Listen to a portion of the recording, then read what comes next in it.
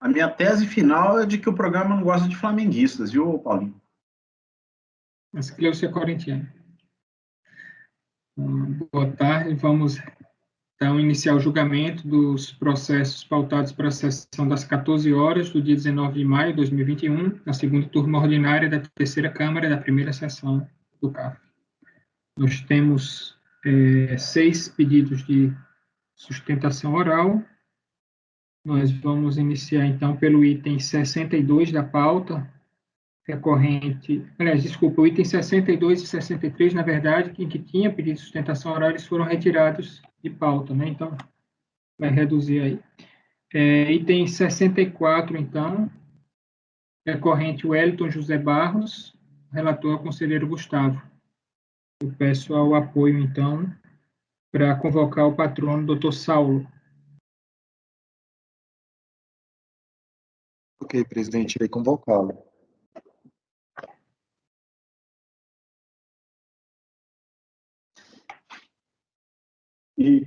Só vão ser 4 sustentações. Doutor Saulo, seu processo será julgado agora. Por favor, verificar a mensagem privada no chat.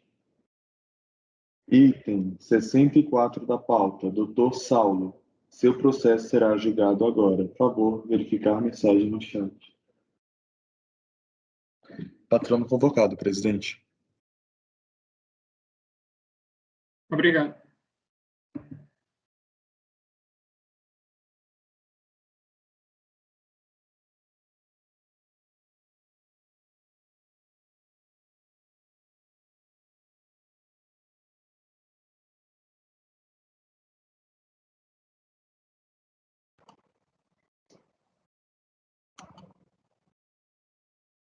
Que entrou um advogado com outro nome aqui, então, do que estava na planilha, eu tive que admitir.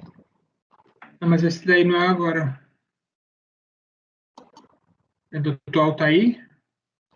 Ele é o próximo. Foi retirado. É porque ele é do item 55, 65 e 66. Sim. Doutor Saulo tem que entrar, peraí, eu já vou autorizar. Agora sim.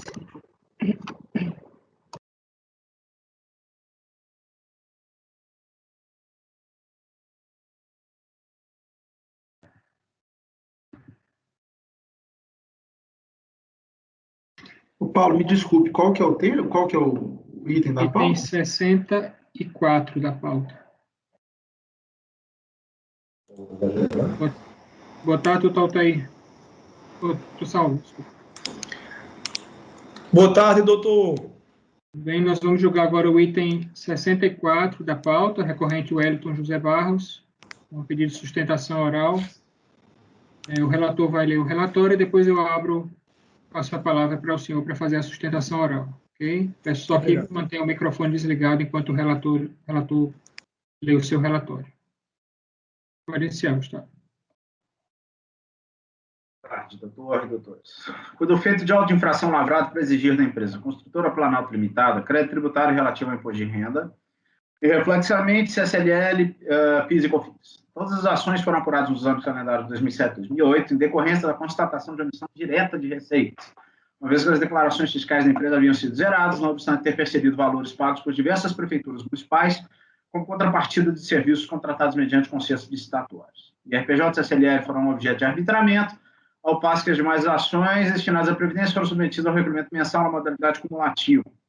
Mais disso, foram incluídos no polo passivo da autuação diversas pessoas físicas, dentre elas, o real proprietário da contribuinte anteriormente mencionado, o senhor Marcos Tadeu Silva, que admitiu expressamente ser administrador da contribuinte, mas mesmo não constando de seus atos constitutivos, e ainda todas aquelas identificadas pela autoridade lançadora que tenham, de qualquer forma, contribuído para a prática da fraude à licitação. Os relatos trazidos pela fiscalização dão conta de que o senhor Tadeu emprestou à construtora Planalto a terceiros para que eles executassem obras sem se submeter às exigências editalícias e às limitações impostas pela Lei 8666. Assim, as preditas prefeituras remuneravam a construtora Planalto, que após reter um percentual a título de comissão, repassava o restante aos reais executores das obras. Por causa disso, isso é, do fato ilícito afeito à lei de licitações e ainda do proveito econômico percebido pelas ditas pessoas físicas, imputou-lhes a solidariedade passiva tributária com base nos preceitos do artigo 124.1 do CTN. Contra a autuação supra apenas o senhor Wellington José Barros Benício, Carlos Antônio Cavalcante Albuquerque e Fernando Brito Lira opuseram defesas administrativas, as quais foram julgadas improcedentes pela DRJ de Recife. Como os consequentes recursos interpostos por esses dois últimos foram curiosamente autuados em outros dois processos, via despachos forestais e tais, me permitam limitar a descrição a seguir apenas aos argumentos suspendidos pelo senhor Wellington, uma questão de economia. Realmente, em sua defesa, o senhor Wellington reprisa de forma mais elaborada as informações que já havia prestado durante a fase instrutória. Em linhas gerais, sustentou que, de fato, tomara de empréstimo a documentação da empresa construtora Planalto para participar e vencer uma licitação promovida pelo município de Cuitegipe, Pernambuco.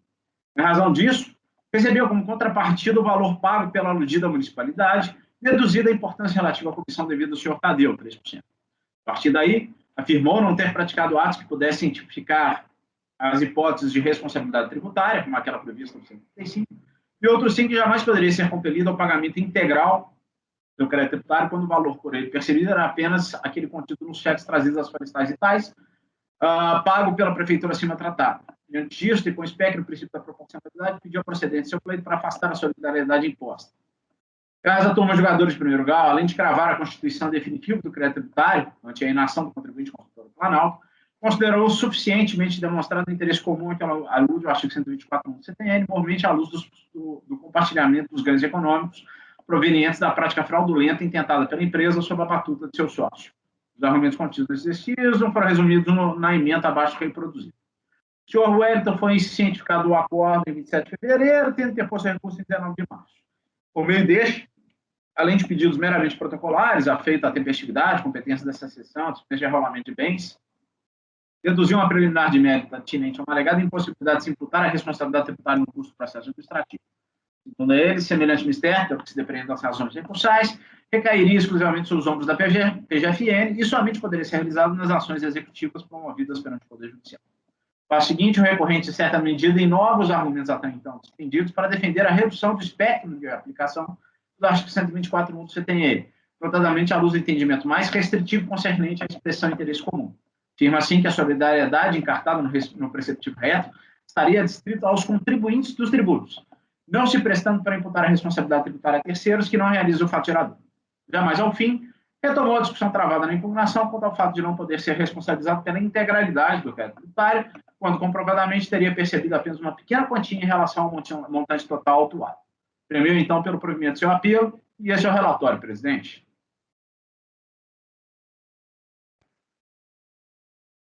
Obrigado. Vou pedir só um instante, que queria verificar aqui agora, porque esse processo é de, acho que é daqui da BRF João Pessoa, talvez. Pelo nome do recorrente, eu não identifiquei, mas essa empresa eu já fiz lançamento, acredito que fiz lançamento nessa empresa, então preciso verificar aqui, só um segundo. Mas eu acho que eu teria visto, Paulinho. Não sei se você prestou atenção na auto-infração? Não sei. Quem assinou? Não. Eu tentei ver a movimentação aqui, está como Campina Grande, mas às vezes nós fazíamos... Paulo, Silvino José de Souza. José de Souza. Não, tranquilo, então. Ok, então não estou impedido, não. Doutor Saulo, então o senhor vai ter a palavra por até 15 minutos para sua sustentação. Boa tarde a todos, senhor presidente, relator e demais membros que compõem essa respeitável Câmara. O relatório feito pelo doutor Gustavo Fonseca, ele já trouxe aí elementos suficientes para até poder partirmos aí para um julgamento direto. Todavia, não poderia deixar só de pontuar algumas questões que são importantíssimas para a gente poder efetivamente entender aqui o processo. Não há dúvida que o auto de infração, ele foi corretamente lavrado. O auto de infração, ele verificou omissões de receitas através de ter localizado junto aos tribunais inúmeros contratos celebrados com a construtora. Não há óbice algum em relação ao mérito do processo no que tange a constituição do débito.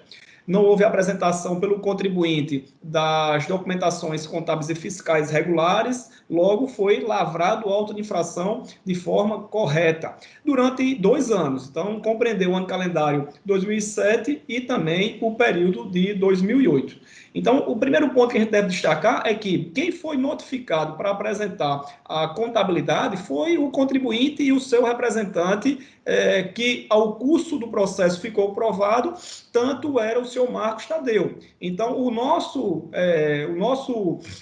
cliente, o recorrente, o Wellington, ele em momento algum foi notificado para apresentar documentos contábeis, e assim também não poderia, já que efetivamente não existe no processo nenhuma vinculação ou menção de que ele seja sócio de fato, sócio de direito. Inexiste. Se analisarmos o relatório fiscal feito de forma expendiosa pela Receita Federal, verificamos que houve de 97 até 2007 entradas e saídas de inúmeras pessoas pela empresa.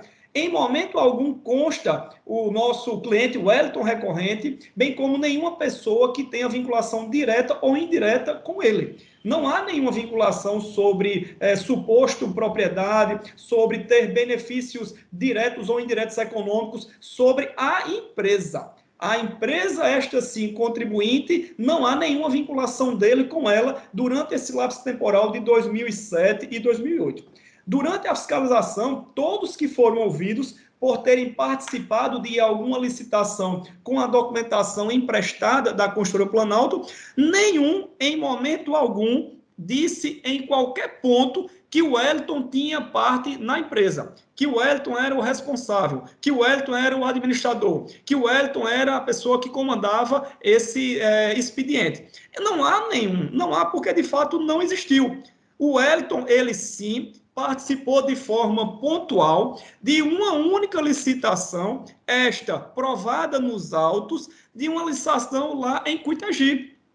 E nesse procedimento licitatório que ele participou, a obra, ela na verdade foi em torno de 14 ou 15 mil, esse foi o valor orçado da licitação que ele participou. Então, o que nós estamos tentando trazer aqui, e o fizemos também, é que o recorrente, o nosso cliente Wellington, diversamente do Marcos Tadeu, que efetivamente confessou e declarou ser o mandante de toda a operação licitatória que ocorria, cujo efeito administrativo e criminal está sendo discutido na Justiça Federal, aqui não estamos para analisar o aspecto administrativo ou o aspecto criminal. Hoje estamos aqui para analisar a questão unicamente tributária. Se houve prática de ilícitos tributários, eles estão sendo apurados na Justiça Federal. O nosso objetivo aqui, único e específico, é dizer que, do ponto de vista tributário, de acordo com o que vem trazido aqui pela própria fiscalização, o artigo 124, inciso 1º, é que o Wellington só pode ser responsabilizado pelos fatos geradores da obrigação tributária que efetivamente ele participou e praticou. Não existe nenhuma tentativa de imputar ao Wellington a prática de que ele era o dono do negócio, de que ele era o proprietário da empresa. Não existe isso, não há nenhuma prova, nem menção sobre esse fato. O que existe é o Wellington, ele participou, utilizando os documentos da Construtora Planalto, para participar de um único fato gerador do Imposto de Renda e Contribuição Social, PIS e COFINS, um único fato gerador que foi através do recebimento de valores de um processo licitatório de Cuitagi. Não há dúvida de que sobre esse item específico, ele tem sim essa responsabilidade atribuída do artigo 124, a responsabilidade solidária. O Wellington, ele tem interesse comum naquele fato gerador. Houve por parte dele benefício econômico naquele procedimento licitatório. Agora, o que não podemos permitir, e tenho certeza e convicção de que o CARF irá corrigir esse erro da administração tributária de primeira instância, é dizer que ele é responsável solidário por centenas de fatos geradores praticados por Marcos Tadeu, pela Construtora Planalto, ao longo de 2 anos. Cada fato gerador, ele tem uma obrigação tributária específica principal. E para cada fato gerador deve-se ser provado quem teve benefício econômico ou interesse comum jurídico. No caso específico, não há dúvida que inexiste prova inequívoca de que Hélito teve interesse comum nessas centenas de licitações que a empresa participou. A fiscalização conseguiu, junto ao Sagres e outros órgãos, centenas de contratos que foram celebrados. Cada contrato que gerou a ocorrência de tributos federais, para cada um deles tem que se verificar quem foi que teve benefício econômico e jurídico. Não dá para estendermos 2 anos de carga tributária, cujos valores hoje podem ser milionários, para um contribuinte, um cidadão que praticou um ato de irregularidade. Ele praticou um pecado e ele deve ser punido e castigado pelo pecado na dimensão do que ele fez. Então, o pecado dele hoje, o fato gerador dele, a base de cálculo para que ocorra toda a tributação que venha a respingar nele, tem que ser em cima dos 15 mil reais, que é o valor da receita bruta que ele efetivamente participou. Fora isso, iríamos tratar justamente de uma caça às bruxas. Iríamos justamente tentar buscar recuperar esse prejuízo tributário que o erário teve em detrimento de qualquer um. Não podemos fazer isso. O direito tributário, assim como o direito penal, ele tem uma tipicidade fechada. Exige uma necessidade de uma subsunção do fato à norma para cada fato gerador. Então, a fiscalização, pegar e dizer como assim o fez, que ficou demonstrado o interesse de Marcos Tadeu, de William Souto, de Wellington Barros, nas operações que deram origem ao fato gerador da obrigação tributária, tornando-os solidariamente obrigados pelo crédito tributário, não pode. Ele teria que dizer exatamente quem tem a responsabilidade tributária por cada fato gerador. O fato gerador aqui não é continuado, que começou em 2007 e terminou em 2018.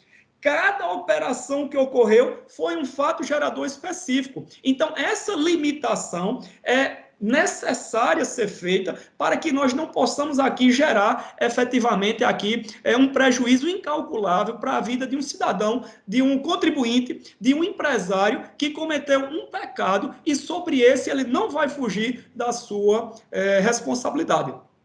Então, tem várias decisões aqui do CARF, inclusive, onde já deixou claro que crédito tributário, interesse comum, responsabilidade solidária, são solidariamente responsáveis pelo crédito tributário as pessoas que têm um interesse comum na situação que constitui o fato da obrigação principal, devendo ser excluído a responsabilidade tributária as pessoas que não tenham sido provado o seu interesse comum. Se não houver provas robustas, provas enfáticas sobre o interesse comum para cada fato gerador objeto de uma relação jurídica tributária obrigacional, não podemos estender a ele a responsabilidade solidária do artigo 124. Tem mais aqui um julgado, a responsabilidade solidária atribuída em razão de interesse comum, previsto no artigo 124, deve estar fundada em provas inequívocas que demonstrem interesse comum na situação que constitui o fato gerador.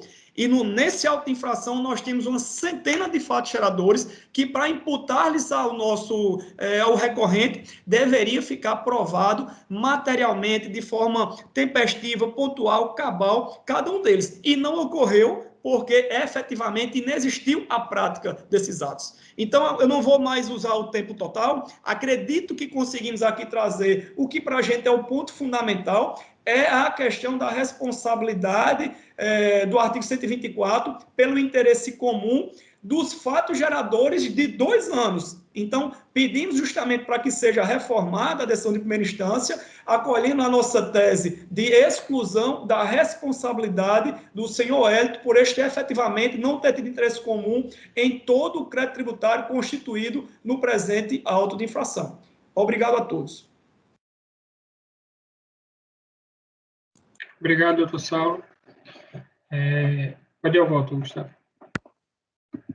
O recurso é tempestivo, sobre isso ainda existem maiores dúvidas. A única questão que realmente traz alguma perplexidade diz respeito ao argumento inovador trazido apenas nesta instância, respeitante à interpretação mais restritiva dos ditames do artigo 124 do CTN. De fato, o interessado não aventou semelhante questionamento em sua defesa, é negável. Mas a se considerar que a única matéria debatida no feito é a solidariedade passiva tributária aventada pelo dispositivo supra, mas impossível enfrentar as razões que já haviam sido trazidas pela empresa na primeira oportunidade, sem nos reportarmos à compreensão daquela regra legal. De espaço, mesmo que a questão afeita ao espectro de aplicação do 124.1 do CTN não tenha sido diretamente abordado pela empresa, A compreensão e resolução do litígio passa inadvertidamente pela análise e esmiuçamento dos aspectos da norma de sujeição passiva e intestíria. Assim, preenchidos todos os pressupostos que aumentam o conhecimento do recurso. Pode seguir em frente, presidente? Presidente, a preliminar, ela diz respeito ao problema da competência para definir sujeição passiva. Nós acabamos de julgar isso no caso da Andréia. Se me permitiram, passa por cima. Eu estou afastando essa preliminar. Permitido? Então, pode prosseguir. Ok. Mérito, prefacialmente. Não discordo em absoluto das considerações propostas pelo sujeito passivo acerca das disposições do artigo 124 do CTN.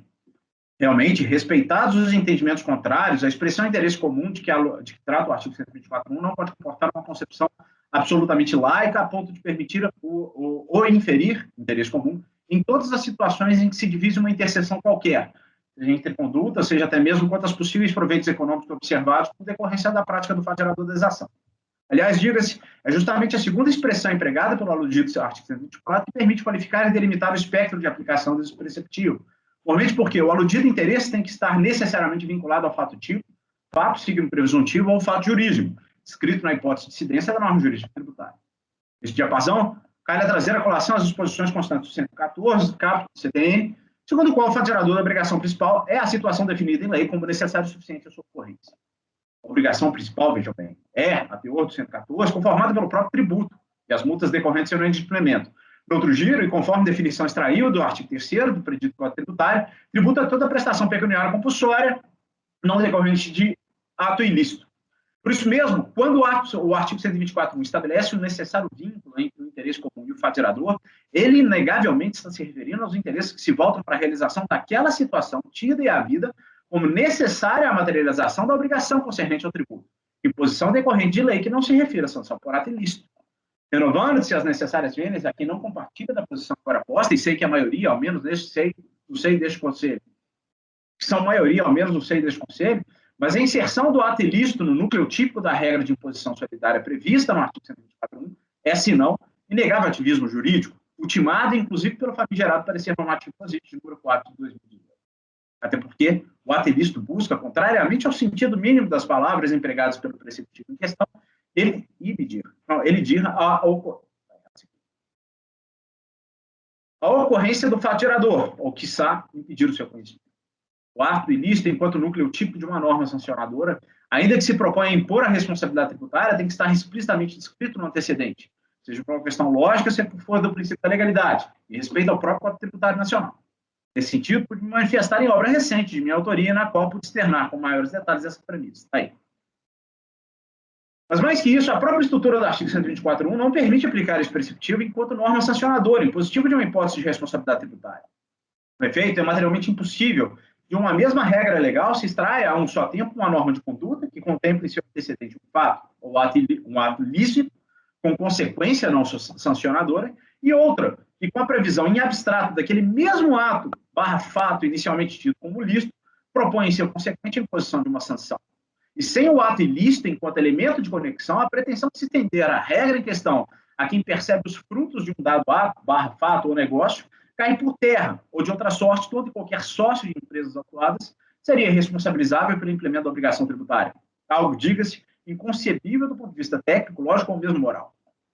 É por isso que o artigo 124 não admite a interpretação econômica de seus dizeres, porque, para tanto, era e é imperioso que o direito fizesse o necessário recorte linguístico e a consequente qualificação do fato proveniente deste sistema social, a fim de que a sua apreensão pelo sistema jurídico respeite o arquétipo normativo a que lhe é próprio. Assim, quando parte da doutrina afirma que o interesse é que alude ao artigo 124.1 e só pode ser jurídico, assim o faz porque a expressão em tela somente pode ser apreendida a partir do código linguístico próprio do direito, absorvido e positivado dentro do quadro jurídico normativo. A percepção de benefícios advindos à concretização de atos tendentes a ocultar, retardar ou mesmo dissimular a materialização do fato tipo da obrigação tem relação direta com um ilícito praticado e não com o fato gerador. Insista-se, sempre descreve a conduta juridicamente ilícita. O problema do caso presente, todavia, é que o recorrente claramente praticou o fato gerador das ações ao tomar de empréstimo a empresa Custódia Planalto. Ele manteve para com o fato gerador interesse comum, porque efetivamente foi ele, ao fim de contas, quem prestou o serviço e, neste passo, percebeu receitas tributáveis por PIS e COFINS e obteve lucro, fato signo presuntivo, objeto do IR e da CCLL. Assim, circunstâncias fáticas, inclusive admitidas pelo interessado, que deixa extremo de dúvidas a ocorrência do núcleo típico do artigo 124 do CTN ao caso vertente. Isso não significa dizer, todavia, que a imposição da solidariedade ao recorrente tenha sido feita de forma correta. Sobre isso, passaremos a discorrer a seguir. Caso concreto, o lançamento em relação ao sujeito passivo.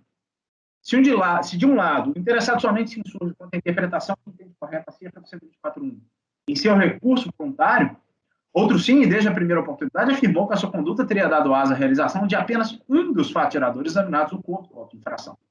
Em leis gerais, como se extrai do próprio TVF, o interessado participou de um certame licitatório que, por sua vez, resultou no pagamento de cheques florestais relativos a um contrato no valor de pouco mais de R$14.000. Os aludidos cheques foram emitidos em julho e agosto de 2008. No espaço, seja qual for o entendimento que se queira sustentar quanto ao espectro de aplicação do 124, o interesse comum à vida entre o sujeito passivo solidário e o contribuinte existiria apenas e tão somente em relação aos dois pagamentos acima tratados. Não haveria, por óbvio, nenhuma interseção entre a conduta, inclusive confessada pela recorrente, e todas as demais receitas obtidas pela empresa em relação a contratos públicos fraudados mediante avanças pactuadas com os demais devedores solidários apontados no curso da ação fiscal. Nem se diga que os cheques referidos para fiscalização seriam meramente exemplificativos e que atestariam a existência de um interesse comum ao longo de todo o período fiscalizado. Primeiramente, porque esse tipo de presunção é incompatível com a regra encartada no 142 do CTN. Em segundo lugar, porque, como já dito, o próprio relatório anexado à autuação aponta para fatos que teriam contribuído para a infração de receitas vinculados a terceiros que não o recorrente, sem qualquer tipo de relação comprovada entre tais terceiros e o ora insurgente. Se estivéssemos tratando da responsabilidade prevista pelo artigo 135.3, o raciocínio acima não se aplicaria, como já pude me manifestar no passado, já que este último preceptivo impõe a responsabilidade pelo crédito tributário e não apenas pela situação que constitui o fato gerador, típico do artigo 124. O limitador contido neste último artigo deixa extremo de dúvidas que os sujeitos inquinados solidários só podem ser compelidos pela obrigação que exulja dessa situação, contra a qual o contribuinte e o sujeito passivo compartilham interesse. Pois bem, como se extrai documentos juntados a florestais, em julho de 2008 foram empenhados pelo município de Coitegi dois valores, de R$7.160 e de R$8.000, sendo que, conforme a nota de empenho de florestais, dessa última quantia foi descontada a título de retenção a importância de R$160, resultando no pagamento líquido de R$7.840. Esse montante é precisamente um dos valores recebidos pelo recorrente, representado pelo cheque trazido à florestais. O segundo valor, pago ao interessado, na monta de R$7.017, aparentemente se refere àquele menor, tratado pela aludida nota de empenho, embora este relator, resta não.